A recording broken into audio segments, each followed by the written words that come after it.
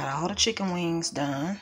Now I'll go ahead and mix the honey mustard with the sauteed crushed garlic.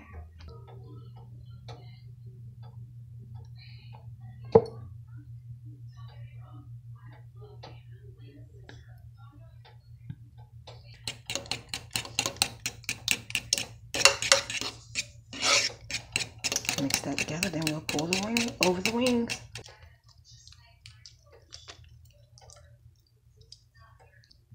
Pop the top on, give it a good shake.